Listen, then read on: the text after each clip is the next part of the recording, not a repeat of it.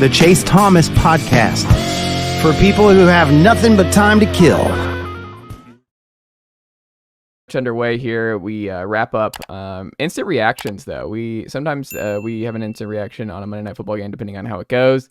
I think we have to have one. The duck ball heard around the world, which gives the Broncos a dub over the Buffalo Bills in really hilarious fashion. I even said what happened. JP's already hysterical as to the now 4-5 or 5-5 Broncos. 5-5. 5-5 Broncos, and the Bills are now 5-5. Correct. 5-5. That is unbelievable. I don't think any of us before the year would have had the Bills and Broncos the same record at this point in the season here in mid-November. But that's what happened. And the Denver Broncos just out here quietly taking care of business of late. What is your immediate reaction to what happened tonight, Jarrett Bailey, as the resident Josh Allen guy?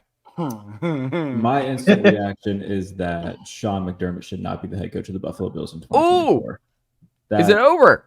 It should be. I think this team has seen its peak with him at the helm. And when you've got a guy like Ben Johnson who's going to be available as a head coach, there's zero reason why Buffalo should stick with what they've been doing in terms of we kind of, like I said, I think we've seen the peak. And right now, the constant playing down to competition the way that they have, and we talked about it last week in the podcast. You dicked around against the Jets, you dicked around against the Patriots, and now you dicked around against the damn Broncos, who, credit to Russ, numbers-wise, he looks much better. But, I mean, I saw JP tweeting about Russ all night, and I was laughing while watching it.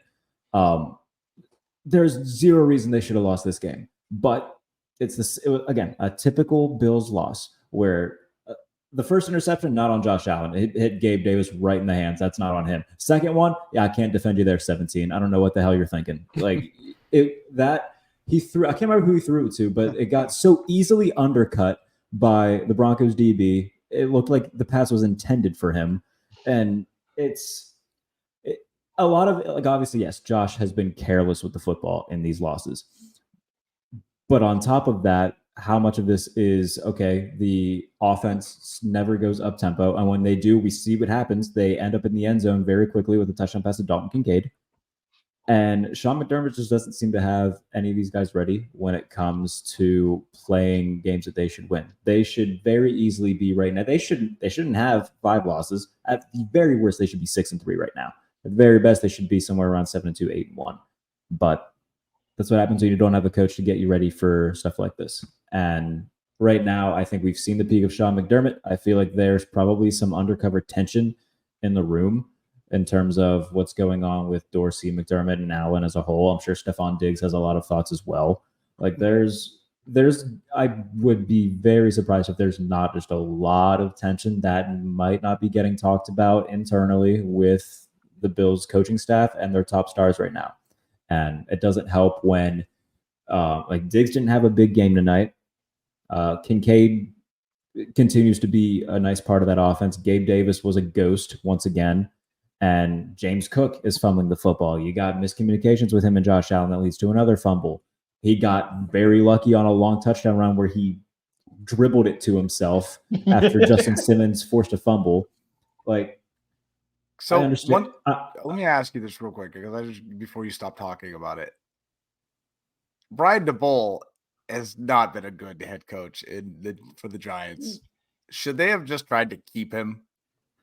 I mean, hindsight being 2020, maybe, but there was tension between McDermott and Dable, which is very evident. Like, if you go back and watch that post-game handshake with Dable and McDermott, clearly something was fractured in that relationship. And I think a lot of it is what I'm talking about with the offense. Like, Dable knows how to best utilize Josh Allen. That's not how McDermott wanted to play.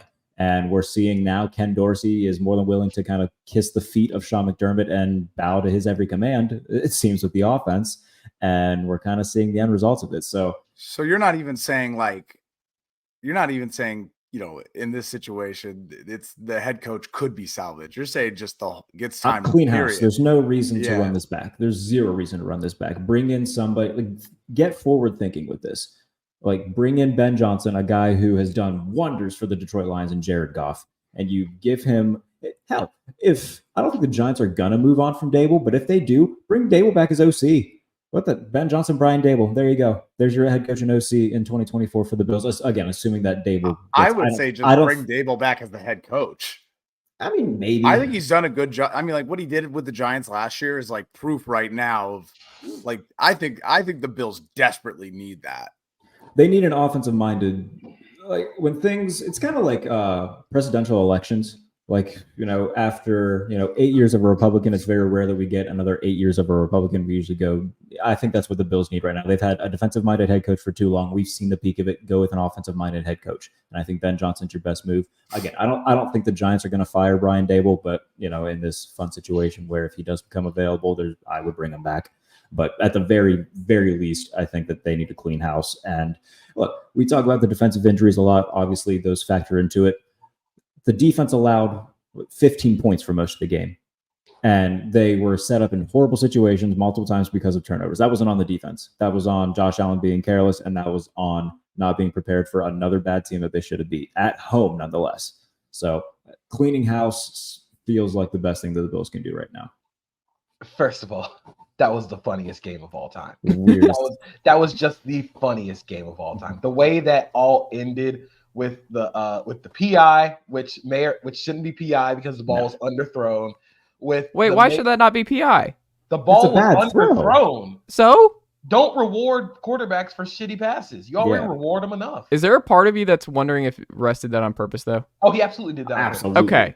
Okay. Well, then I feel less dumb because that was my thought. I was like, oh, he did that on purpose. That was really smart. Like it's a great play. Like that's a great play call. Just throw it up, throw it under a little bit. The corner, like the defender, is just in a terrible spot there, and it's almost gonna be impossible for them to hit shouldn't be spot PI foul. because it's very easy to reward the quarterback for it. Oh yeah. But another issue with Arthur Smith is that you don't take any of these shots to help your vertical passing game. But anyway, continue on. One thing I also want to say is I don't think Sean McDermott is the biggest problem with the Bills. I think the construction of the Bills is a problem. First of all, you have no other receiver besides Stephon Diggs. That's always been their problem. The interception Josh Allen threw that Jarrett said, like, yeah, you can't defend that one. That was to Deontay Hardy. Good luck throwing the ball on a field out to a 5'7" receiver. Like, that's just good luck with that. I think Brian Daboll worked in Buffalo because he also told Josh Allen to chill the fuck out. Like he was the one who kept Josh Allen in check. Ken Dorsey is not the one who keeps Josh Allen in check, but I also think Ken Dorsey has done a good job with the offense. I think. What's the biggest difference you've seen, like outside of like keeping him in check? Like, what is the fundamental difference you've seen from 2 years of Ken Dorsey and what you saw with Brian Daboll, specifically with this game? Brian Daboll is willing to run the ball with Josh Allen more, and I think that's very multi-level. First of all, I think the elbow injury last year and the shoulder injury this year kind of scared the Bills off from letting Josh Allen run because, of course, like if that's your franchise guy, you can't let him get hurt multiple times. But you're also taking away a major part of Josh Allen's game. Like he can do that stuff. The fourth down pass that he sailed that was incomplete on 4th and 2, he could have just ran that and gotten the first down. I mean, the dude is built like a mid-sized sedan. Like just go forward and get the first down. It's 2 yards. Yeah. Also, I just think the Bills roster construction has been bad. They're a very top-heavy team. The defense was very top-heavy. They didn't have, even before everybody got injured, they didn't have any depth. Like they were charting out Tre'Davious White as their starting corner, which is fine, but he was coming off another major injury. Micah Hyde and Jordan Poyer are both older and injury prone. You're playing Taylor Rapp a lot, who isn't very good. It's just, they built this team for the window to be open for the last couple of years. But now that they're all getting old and now that they're aging, it looks like this. And bad Josh Allen game. This was a bad Josh Allen game. I think it said a lot, not really said a lot, but the Broncos run defense is bad, and the Bills were like, okay, we'll just run the ball. We don't have to throw it. But this was a bad Josh Allen throwing the ball game. But overall, this was an incredibly funny game because Russ was not good. Russ was not good today. Like he did the little flip pass and had to touch down the Courtland Sutton. That was really cool. But outside of that, if his first read wasn't there, he was running. If he went past another read, he couldn't function. He just one read and go. And The Bills eventually caught on, played a lot of drop 8 with a spy, which slowed down the Broncos offense until the last drive of the game when they decided to not do that. So I don't think Sean McDermott is the major problem, but I don't know if he's going to be the one to be around next year to solve it. And to build off of what JP just said, like talking about how the defense is getting old, and another underlying problem with the Bills is they haven't drafted well, which is a big problem for building for the future when, okay, Josh Allen's going to be making a ton of money. And you look at the guys that are probably not going to be there next year, or like Poyer, probably not going to be there next year. He just signed a 1-year extension this past year.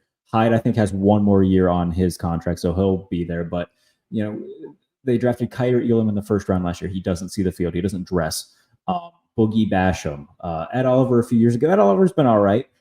They gave him a big deal in the offseason. But, you know, when you draft a guy in the first round, you expect, some Pro Bowls, maybe an All-Pro. He hasn't quite been that yet. AJ Epinesa has been a nice piece. So is Rousseau. But, like, they haven't been what they need to be in terms of being first-round picks. Yeah. Man. Is it over? Do we close the book on the Bills right now? Do we just say that the contention window is over? You guys hear this what year? Trayvon Diggs said just moments ago? No. Trayvon, not Stephon. Oh, yeah, that's right. That would be Stephon's brother. Moments ago, he said, man, and then said 14 got to get up out of there. Well, that is the best little brother of all time. Dog, brothers just do this. Didn't ATN do that with Florida early on this year? Yeah. Yes. I gotta say, think about that though. This happens after the trade deadline. David Carr does it with Derek Carr all the time. Like he said, Derek Carr was going to win the MVP. Good brothers, right here. Those are some good brothers. That's what you do. Derek Carr's so true. Yeah, he's really bad. That's what good brothers do. Shout out to Trayvon Diggs for being a great brother. I don't know if I would say like it's over for the Bills because I don't know. I just think they can turn it around. But right now they're the rest of the way. Right now they're 5-5. They still have to play the Chiefs. They have to play the Eagles, and they have to play the Cowboys. Yeah, their next 4 games are hosting the Jets, then at Eagles, then a bye week, and then they play at Kansas City, and then they host Dallas. Ooh. And you can't even like truly write off that Jets game because they lost to the Jets. They lost to the Jets. Yeah. Yeah. Like I mean, the Chargers, will be bonkers on the road there. That'll be a back and forth game. So that's right Saturday now, night, and then at Miami to close. I would. Oof. Yeah. So right now, the Bills have the same record as the Raiders. Yes. And are behind the Colts in terms of the in the hunt picture. Yeah. I don't know, man. I think they kind of dug themselves into a hole. Let's do the Raiders real quick because they're 2-0 since Antonio Pierce took over, and this is come on, buy or sell. Raiders showing they can be frisky with the right head coach hire this offseason, Evan. Absolutely. Okay, if we're doing offseason like next year, looking ahead. Okay, I'll play this game. Are they going to be frisky if they make the right head coach hire? No. The 49ers beat the Jaguars by 31 points. Why am I talking about the Raiders? We'll get there, Evan. We're almost there. We're almost there. You're chomping at the bit. We're almost there. We have to talk Raiders. America wants Raiders talk. If we're talking about next year, first of all, if Mark Davis doesn't hire Antonio Pierce to be the head coach, then there's going to be a mutiny and there's going to be a protest. But he shouldn't, right? Why shouldn't he? I mean, Antonio Pierce is not a long-term answer. I mean, unless